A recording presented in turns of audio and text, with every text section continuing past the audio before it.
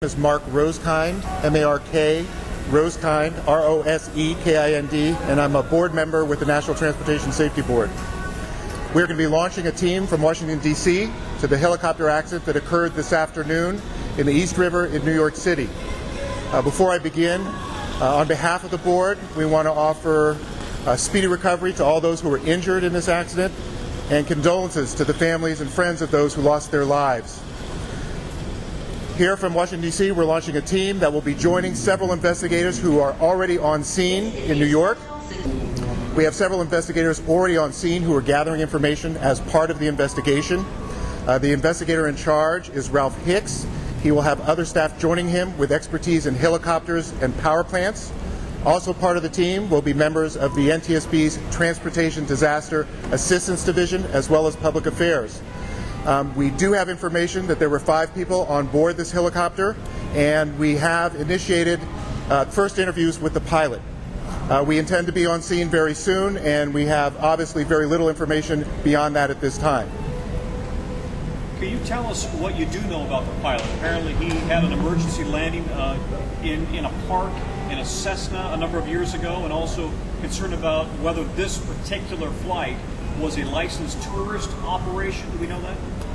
That's exactly the kind of information that we'll be getting. We've heard those reports. Part of what we'll be doing is looking at the human, the machine, the environment. The human in this case is the pilot.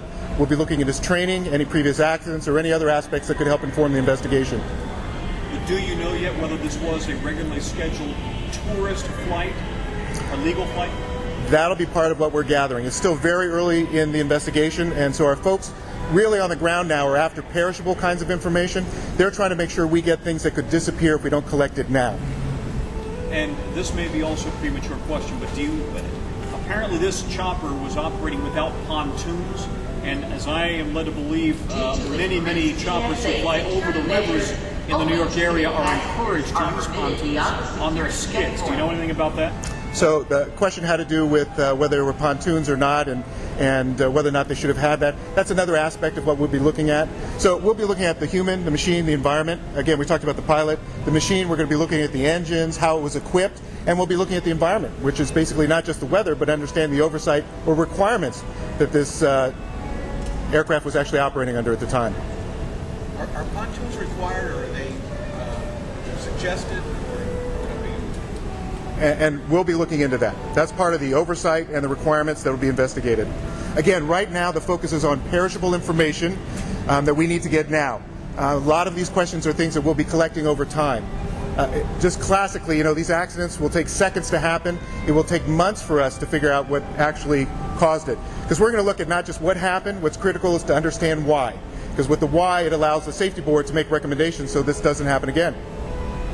You say you've been interviewing the pilot. Can you confirm if it's Paul P. Dudley? All I know at this point is that the pilot's initial interview has begun, but that's it at this point. How long do you expect to be on the ground there? Do you have any idea? Question is how long we expect to be on the ground, and we really won't know how long until we're on site. We're very fortunate to have our investigators already collecting information. The rest of us will be there this evening, and we'll have more information later. All right, thank you.